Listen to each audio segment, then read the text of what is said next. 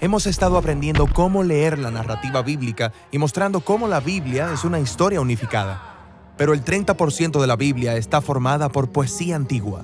Y, no sé tú, pero no leo muchas historias en las que una de cada 3 páginas sea alguna clase de poema.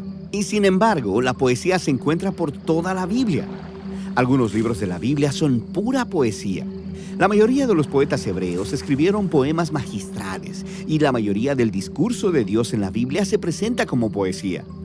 También es muy común que en la narrativa bíblica la historia haga una pausa cuando el personaje irrumpe en una canción poética. Como en la historia del Éxodo está la narrativa de Moisés guiando a los israelitas a través de las aguas del mar. Eso es seguido por un hermoso poema acerca de ese mismo tema. ¿Por qué una historia y un poema? ¿No es suficiente una sola versión? Bueno, la poesía tiene un propósito diferente a las historias. En lugar de describir la diferencia, experimentémosla. Está bien. Una parte de la historia dice así: Las aguas del mar se dividieron y los israelitas lo cruzaron sobre tierra seca. El mar era para ellos una muralla de agua a la derecha y otra a la izquierda. Eso parece muy claro. Sí. Ahora el poema que relata el mismo evento. Al soplo de tu aliento se amontonaron las aguas, se juntaron las corrientes como en un montón, se cuajaron los abismos en el corazón del mar. ¡Wow! ¿Una muralla cuajada como gelatina y alimentos divinos? Esto es intenso.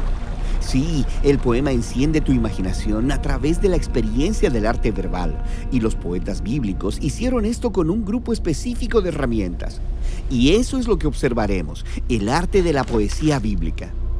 La unidad básica de cualquier poema es la línea, y muchas líneas se diseñan juntas para formar un poema. Estoy acostumbrado a esta clase de poema. Hay una métrica, cadencia, pa pa pa pa pa pa pa pa pa pa, y hay rima. Pero los poemas de la Biblia no funcionan así. Sí, los poemas bíblicos son los que podrías llamar poesía libre. No utilizan la métrica como algunas tradiciones poéticas lo hacen, ni tampoco utilizan la rima de la misma manera. Entonces, ¿los poemas bíblicos no tienen orden? No, sino que tienen una clase de orden distinto. Los poemas bíblicos en su manera más básica se estructuran en pareados, 2 líneas cortas que están cuidadosamente expresadas y colocadas una junto a la otra. La primera línea hace una declaración básica y luego la segunda línea lo desarrolla de alguna manera. Puede hacer esto al completar la idea o al profundizarla con diferentes palabras o imágenes, o al contrastarla de alguna manera. Mira el inicio del Salmo 51. Ahí puedes verlo en acción. En el primer pareado, el poeta le pide a Dios que le muestre su gracia y amor. ¿Pero exactamente cómo? En la segunda línea, él pide perdón por sus fracasos. Ok, entonces este pareado está terminando un pensamiento completo. Sí, y luego el siguiente pareado abre con el lavamiento como una metáfora. Y luego la segunda línea ofrece una imagen más vívida, la de un sacerdote en el templo purificando cosas para que puedan estar en la presencia de Dios.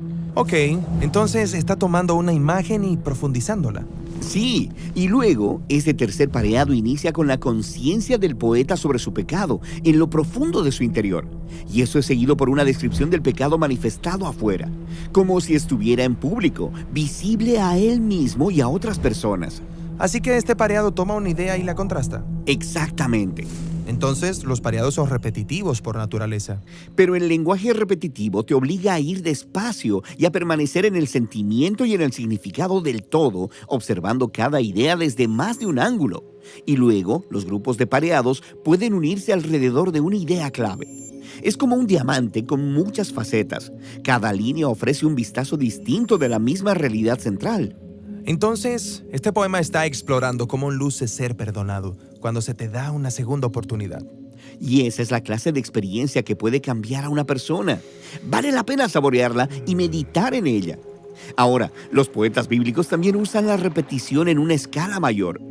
En muchos poemas encontrarás una línea clave que se repite muchas veces. Se llama estribillo. O iniciarán y terminarán el poema con un pareado similar. Eso se llama inclusio. Entonces, a los poetas bíblicos les encanta el diseño. Oh, sí, estas son obras de maestría verbal. Estos poetas utilizan la repetición para crear toda clase de patrones elaborados que invitan al lector a hacer conexiones entre las distintas partes de todo el poema, las cuales descubren niveles de significado aún más profundos. Genial. Ya me siento bastante familiarizado con la poesía hebrea antigua. Pero recuerda, la poesía no es algo que dominas y luego olvidas. Los poemas bíblicos son un pozo sin fondo. Están llenos de una superabundancia de significados para aquellos que están dispuestos a detenerse a meditar en ellos. Y están tratando de llevar mi mente en nuevas direcciones y a descubrir nuevas ideas. Exactamente. Y hay todavía otra herramienta que los poetas bíblicos tienen para hacer justamente eso.